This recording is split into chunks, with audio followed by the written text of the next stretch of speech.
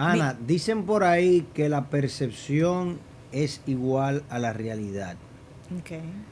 ¿Tú recuerdas cómo era el Bueno, ministro que hablaba acuérdese que había un de la militar. percepción? Era, Era la Monchi, delincuencia era una Monchi percepción. Fadul, sí, que decía que la delincuencia era un problema de percepción, pero que realmente no era así. Actualmente, uno de los debates más intensos que se tiene en Estados Unidos es precisamente de si ya estamos finalmente en recesión, en un proceso recesivo en los Estados Unidos, o si todavía estamos en crecimiento económico. La definición de recesión es 2 periodos consecutivos, 2 trimestres consecutivos, en lo cual el Producto Interno Bruto crezca por debajo de lo que estaba creciendo anteriormente. Recesión no es lo mismo que depresión. O sea, tú puedes tener una economía creciendo en recesión. Lo que pasa es que el crecimiento, o sea, que tenga crecimiento positivo, pero todavía está en recesión.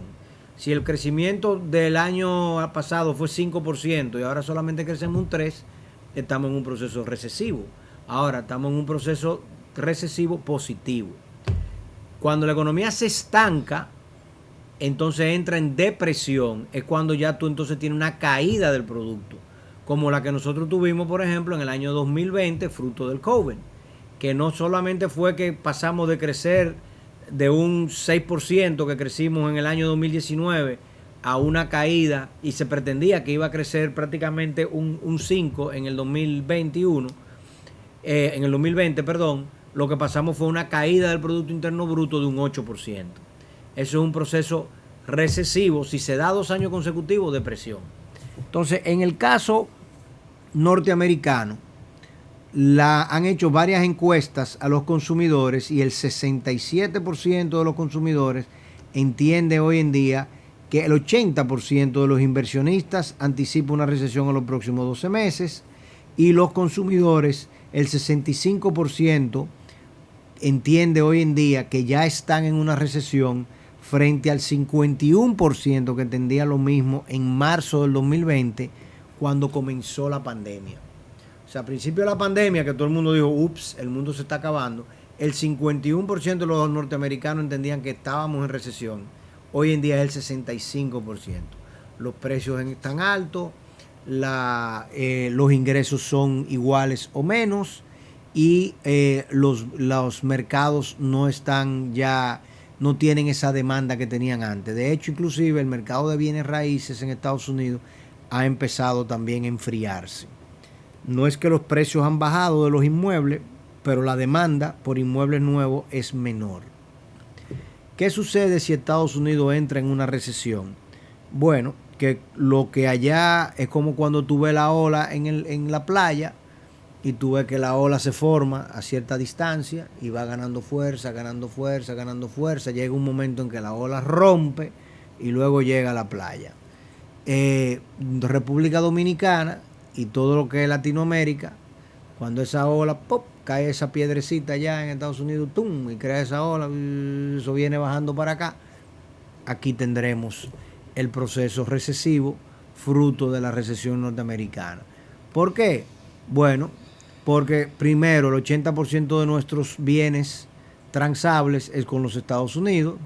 En segundo lugar, nuestras remesas, el 90% vienen de los Estados Unidos. Y nuestro turismo, ¿qué porcentaje del turismo norteamericano? Un 50-60% del turismo norteamericano.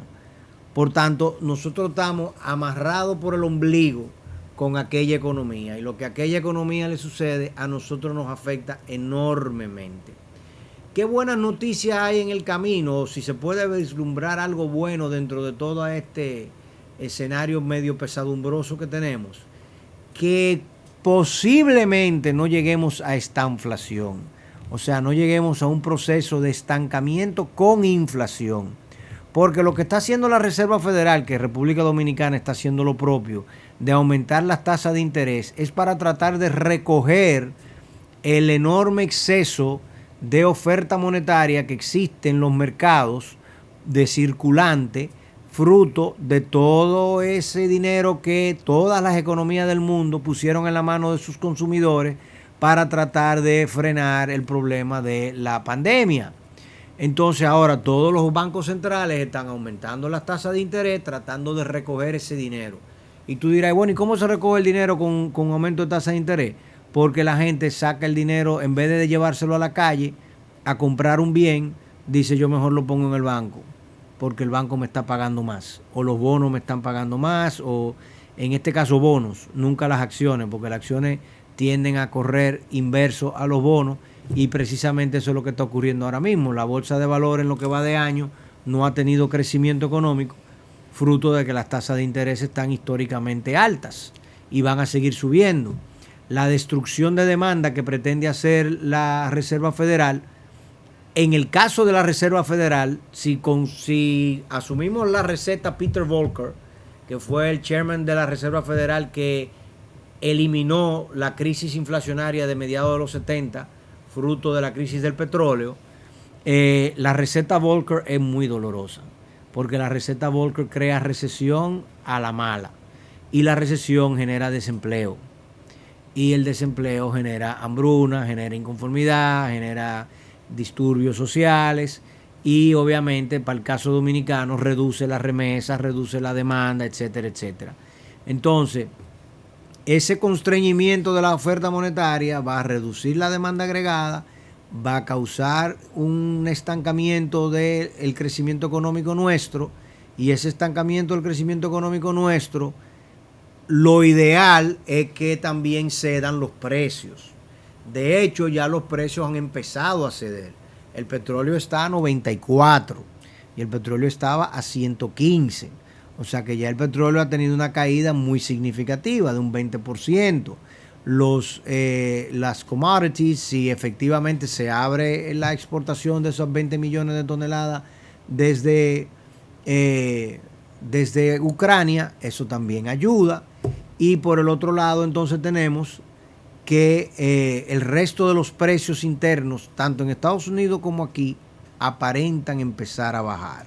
Y mire, justamente en todo eso, pues la República Dominicana, junto a la región, parecería que pudiese estar teniendo una oportunidad. Ya lo decía hace pocos meses el director del Departamento del Hemisferio Occidental del Fondo Monetario Internacional, de cómo Latinoamérica pudiese ver en esta situación una oportunidad, ¿no? Cuando hay crisis internacional por productos básicos, incluso a la puerta de una preocupación de hambruna, ¿no? Con el tema del comercio de los alimentos, el tema de los granos, pero no era menos cierto lo que planteaba el señor Gottfried, el director del Fondo Monetario Internacional para la región, cuando decía de que Latinoamérica, para poder lograr todo esto, sus líderes deben tener también otras cosas en cuenta para poder ser parte de la solución, y hablaba justamente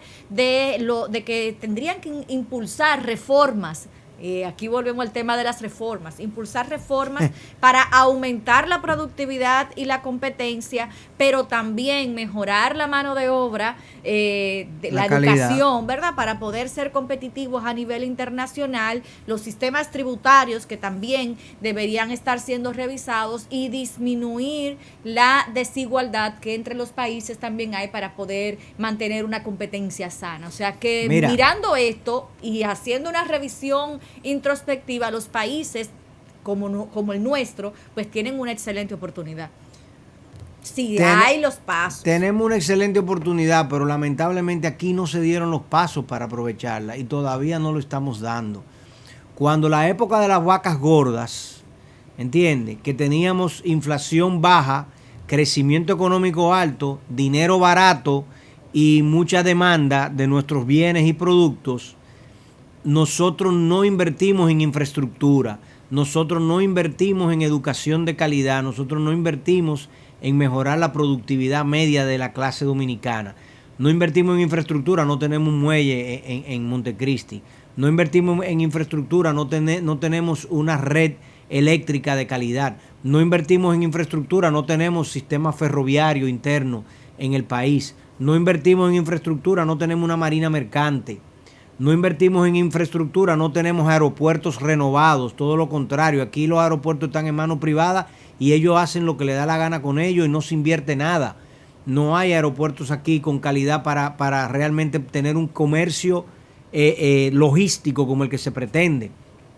Y entonces hoy en día que tenemos que apretarnos el cinturón y realmente dedicarnos a invertir en infraestructura, porque de esas tres cosas que tú dijiste, mira, productividad se toma tiempo, porque tú tienes que entrenar gente, eso no se hace en 2 días. Aún en el caso de Guido, que es muy optimista, para tú entrenar gente tú necesitas 6, 8 meses, 10 meses, 1 año, 2 años, en el mejor de los escenarios, y luego está la experiencia aprendida, o sea, eso se toma tiempo.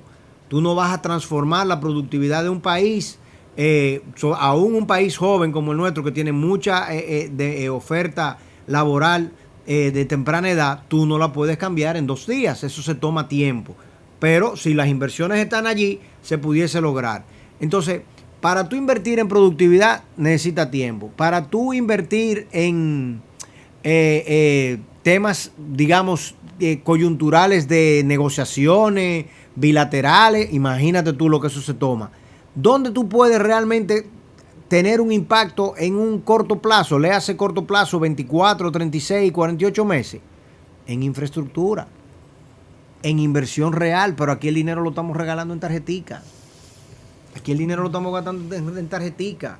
¿Dónde está? O sea, óyeme, nos quejamos muchísimo y con razón de la inversión en una planta de carbón en Baní. Nunca debió ser de carbón, nunca debió ser el Estado que la hiciera solo. La tuvo que hacer el Estado porque se empecinó en hacerla en carbón y nadie más estuvo dispuesto a invertir dinero en eso, y por más que lo ofertaron, nadie se puso en ella. Entonces terminamos haciéndola nosotros, pero en este gobierno no se ha producido, no se ha invertido en una sola planta eléctrica. Ni yo veo la red eléctrica tampoco que se le esté haciendo nada. Estamos dando los primeros Picasso por un monorriel en Santiago, qué bueno, ¿y qué más?